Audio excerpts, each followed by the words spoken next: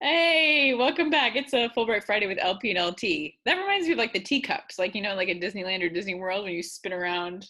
Oh man, I'm not going to derail us, but I have thoughts about Disneyland. It's Well, fine. maybe we'll get to that next time. But I'm so excited to ask you about something that I just Okay. discovered or just learned. And so after, all my years on this planet, not knowing this up until like very recently when I have time to think about these things.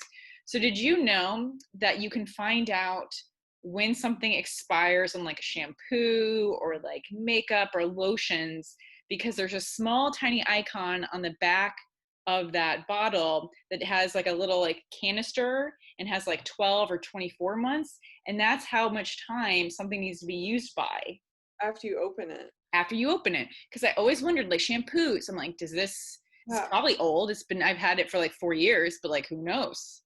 Yeah. No, I had no. Looking at my cream here.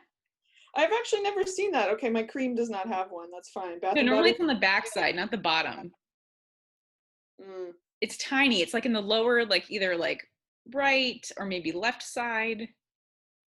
Can creams expire?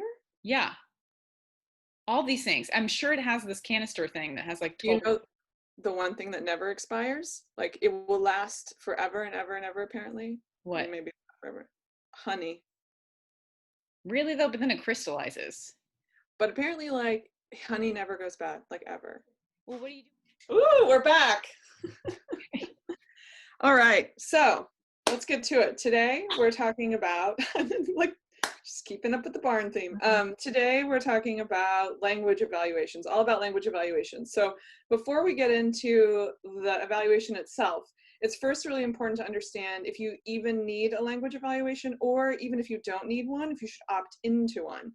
Right. So one of the challenges with the Fulbright application system is that it's kind of one size fits all. So you yourself, when you're filling out the application, have to indicate whether or not you need a language evaluation. And you will find out whether you need a language evaluation if you go to the grant country page and look under the language evaluation subheader, and it will tell you, in most instances, you're going to need one, right? And it will tell you the level that's required. If they have any requirements there from novice, intermediate, advanced, whatnot, you're going to need a language evaluation. And so when you're completing your form in the online system, or when you're creating your application in the online system, you're going to have to make sure you opt into that process. Number two, what even is a language evaluation? So, a language evaluation is something that is filled out by someone whose professional credentials and expertise prepare them to evaluate the language. Most frequently, this is a language professor. So, if you've had or taken formal study of the language at Georgetown, you can have the professor who taught you fill out this language evaluation form for you. It is a very simple form. It used to be a checkbox form. Now I think it's like drop boxes that assesses your proficiency in the different competencies.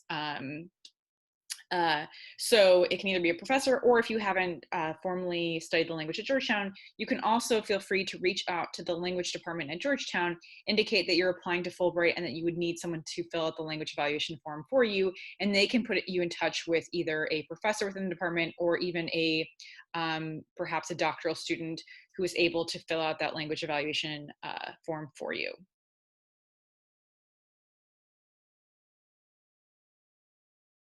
So how do you add a language evaluator? You add a language evaluator as you would a recommender. You need to know who that individual is in order to put their name and email address in the online application system.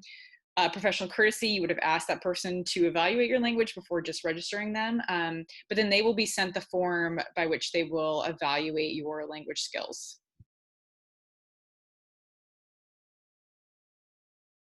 Number three. Number three. Okay, so you're putting your grant application together well ahead of the time in which you would actually begin. In most instances, applicants right now would be beginning their grant in September 2021. So there's still plenty of time to continue the language learning process, especially for a country that has maybe a higher requirement. The Fulbright requirement is that you reach the level of language proficiency that is required by the particular grant you're applying for by the time the grant begins. So there is plenty of time even after the application to continue to develop your language. And additionally, if you are taking courses in a language next semester in the fall and then in the spring, you'd want to make sure you're incorporating that information in your application somewhere to communicate to the selection committee that it's an ongoing work in progress. You can also do this by opting into the self-evaluation, where you evaluate yourself and you talk about all the things that you're doing to prepare yourself for the cultural immersion opportunity. Even if your country doesn't require a second or a host country language, it's good practice to continue to go ahead and to prepare for the eventuality that you may be in the country by starting to pick up the language. There's a lot of online resources and ways that you can start learning that language yourself, because doing that will demonstrate to the committee that you're very serious about the country and the culture. Super enthusiastic. Super duper. 1, 2, 3. I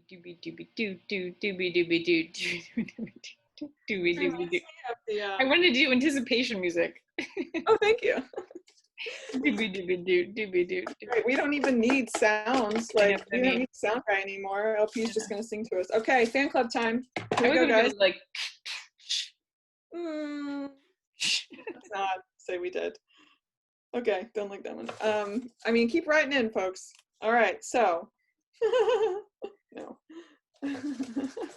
We're just gonna keep selecting the one. This is kind of interesting. I'd like to know your morning routine anyway. What is the best way to start the day? Not with a baby crying at 5 a.m. Yeah. There's so many ways not to start the day that's actually. I feel like I could talk more about that than. Yes. Yeah. Okay. Worst way to start the day is when you, like, no matter what time it is, whether you've like slept in pretty well or it's really early, if you get up in a REM cycle. I was just going to say that.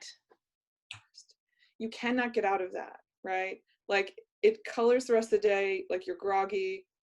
No bueno.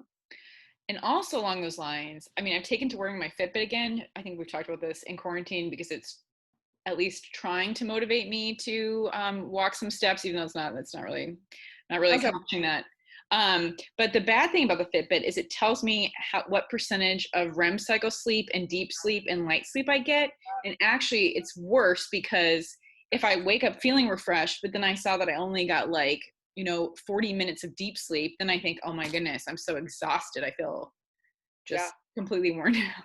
I don't know about you, but in the COVID times, I've been like tired earlier and I'll go to bed, but then so I'm very tired, but then I'll get up at 2 a.m. and I'll be like, can't get back to up at 2 a.m. in the morning. Oh, I just read or think about how I can't sleep. And then my REM sleep probably comes around 6:30 a.m. And then when I get up, I'm in the middle of it. So I'm just like cranky pants. No. Yeah.